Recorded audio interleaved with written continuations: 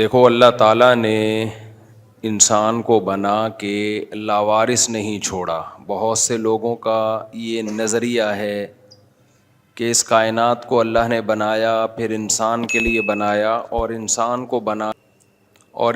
کو بنا کے ایسے ہی لاوارث چھوڑ دیا. یہ بہت سے لوگوں کا یہ نظریہ ہے.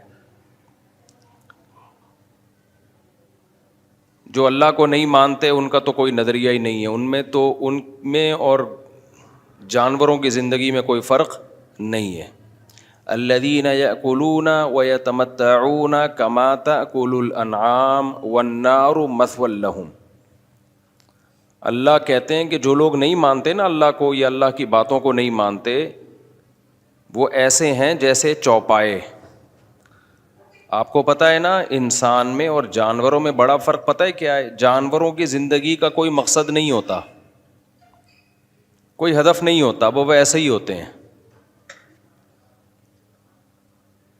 آپ جانوروں کو دیکھیں، اٹھیں گے، اپنے بچوں کو پالیں گے، کھائیں گے، پئیں گے، ختم. کوئی ہدف نہیں ہے، کوئی ویژن نہیں ہے.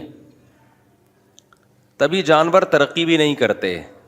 1000 سال پہلے جیسا جانور تھا، خرگوش جیسا تھا، آج بھی ویسے کا ویسا ہی ہے. انسان کا ایک ہدف ہوتا ہے، کبھی وہ ہدف جائز ہوتا ہے، کبھی حرام اور ناجائز ہوتا ہے، اور کبھی ثواب والا ہدف ہوتا ہے. کبھی ناجائز ہدف کو انسان بناتا ہے تو اس میں ترقی کرتا ہے.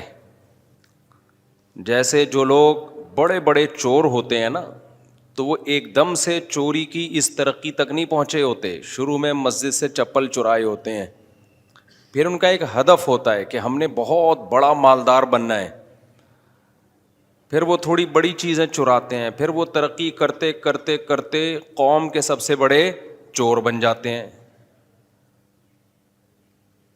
جانوروں میں کبھی ایسی ترقی دیکھی؟ نہ اچھی نہ بری. کوئی ہدف ہی نہیں ہوتا، کوئی ویژن ہی نہیں ہوتا. تو انسان اور جانور میں ایک فرق کیا ہو گیا؟ ویژن کا. ایک گول ہوتا ہے جس کو انسان نے اچیو کرنا ہوتا ہے. سمجھ رہے ہو کہ نہیں سمجھ رہے ہو؟ تو میں برائی کی مثال دے رہا تھا. کبھی وہ گول جس کو انسان سلیکٹ کرتا ہے، منتخب کرتا ہے کہ میں نے اس گول کو حاصل کرنا ہے، وہ گول برا ہوتا ہے. جیسے میں نے چوری کی مثال دی،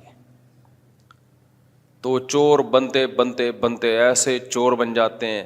ڈاکو بنتے بنتے، شروع میں جو ڈاکو ہوتے ہیں وہ چھوٹے موٹے ڈاکو ہوتے ہیں، ہوتے ہوتے کتنے بڑے ڈاکو بن جاتے ہیں. لیکن جانور میں آپ نے جو جانوروں کو دیکھا چور ہوتے ہیں، تو وہ 100 سال پہلے جتنے چور تھے اتنے ہی آ جائیں. ایسا نہیں ہے کہ کوے نے چوری کرتے کرتے اتنا بڑا چور بن گیا کہ اب چوروں کا پورا ایک گینگ بنا لیا اس نے. بھائی 1000 سال پہلے کا کوا جس حد تک چوری کر سکتا تھا اس حد تک وہ آج بھی چوری کرتا ہے، اس سے آگے وہ نہیں بڑھا ہے. بعض دفعہ انسان ہدف بناتا ہے کسی جائز چیز کو جو نہ اچھی ہوتی ہے اور نہ بری ہوتی ہے. وہ چاہتا ہے مجھے دنیا میں دولت زیادہ ملے، میری صحت زیادہ اچھی ہو، میری لائف لگژری ہو جائے، پرسکون ہو جائے، اور اس کے لیے وہ کوئی غلط طریقہ اختیار بھی نہیں کرتا. یہ ایک ایسا ہدف ہے جو اللہ کی نظر میں نہ اچھا ہے نہ برا ہے. یہ اچھا بن سکتا ہے اچھی نیت کے ساتھ، نیت اچھی نہیں ہے تو نہ یہ اچھا ہے نہ یہ برا. جیسے آپ پیسہ کمانا چاہتے ہو، نارملی پیسہ کمانا جائز کام ہے، کوئی اچھا نہیں ہے. اچھا جب بنے گا جب آپ کی نیت کیا ہو؟ بھئی اچھی نیت ہو، تاکہ میں لوگوں کے سامنے ہاتھ پھیلانے سے بچ جاؤں. اللہ تعالیٰ کو اوپر والا ہاتھ پسند ہے، نیچے والا ہاتھ اللہ کو پسند نہیں ہے. تاکہ میں صدقات و خیرات کروں، تاکہ میری قوم مضبوط ہو جائے.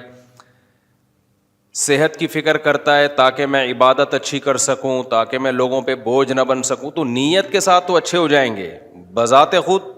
یہ جائز چیز ہے، اس میں اچھی نیت نہ ہو تو یہ ایک جائز کام ہے. بری نیت ہو تو برا بن جائے گا.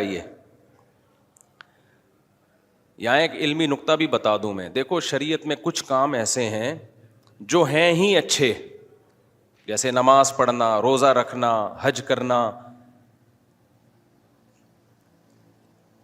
تو ان میں کوئی بھی نیت ہو رہی یہ لازمی کرنے چاہیے جب تک خالصتاً برائی کی نیت نہ ہو جائے. جیسے آپ نماز پڑھنے کے لیے آ رہے ہیں, آپ کی نیت ہے واپسی پہ چپل چوری کروں گا اس لیے نماز پڑھ لیتا ہوں میں, یا میں نماز پڑھ رہا ہوں اس لیے تاکہ وہ مجھے نیک سمجھے, اور نیک جب سمجھے گا تو پھر میں اس سے جب قرضہ مانگوں گا تو قرضہ دے دے گا اور میں قرضہ لے کے بھاگ جاؤں گا. تو یہ ہے نماز پڑھنے سے نیت ہی بری ہے. تو جو اچھے کام ہوتے ہیں نا شریعت میں, ان میں جب تک باقاعدہ برائی کی نیت نہ ہو وہ اچھے ہی رہتے ہیں. ان میں اچھائی کی نیت ضروری نہیں ہے, الگ سے نیت ضروری نہیں ہے. یہ میں اس لیے کہہ رہا ہوں کہ بعض لوگ نماز پڑھنے آتے ہیں, وہ کہتے ہیں پتہ نہیں ہماری نیت اللہ کو راضی کرنا ہے بھی کہ نہیں ہے, پتہ نہیں ہماری نیت میں کوئی ریا نہ آ رہی ہے. او بھائی چھوڑ دو, جو اچھا کام ہے وہ اچھا ہی رہتا ہے. جب تک 100% برائی کی نیت نہ ہو وہ اچھا ہی رہتا ہے. اس لیے اچھے کام کر لیا کرو, بس اس میں زیادہ نہیں گہرائی میں جایا کرو میری نیت پتہ نہیں کیا ہے. یہ ہوتا یہ ہے کہ جب آپ اچھا کام کرنا شروع کرتے ہو نا تو پہلے تو شیطان کرنے نہیں دیتا, جب کرنے لگتے تو شیطان یہ وسوسے دماغ میں ڈالتا ہے, ابے تیری نیت اللہ کی رضا تھوڑی ہے, تیری نیت یہ تھوڑی ہے, تیری نیت وہ تھوڑی ہے. تو یہ اٹھ پٹانگ باتیں شیطان کرواتا ہے. تو شیطان کو آپ نے کیا یہ رپورٹ پیش کرنی ہے, بیان پیش کرنا ہے, بھائی جو اچھا کام ہے وہ کرنا ہی کرنا ہے ہر قیمت پہ, اس میں نیتوں کا کو زیادہ لفٹ نہیں کرانا.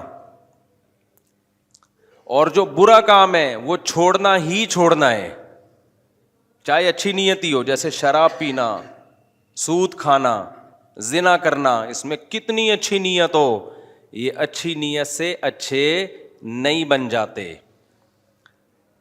سمجھتے ہو گے نہیں سمجھتے ہو؟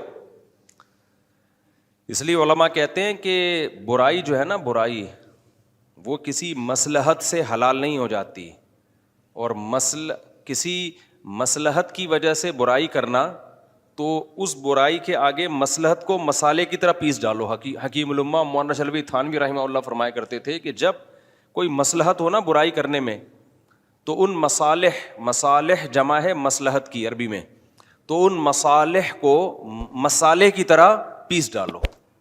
بولو ایسی کی تیسی ان مصلحتوں کی, حرام کام نہیں کریں گے ہم کچھ بھی ہو جائے.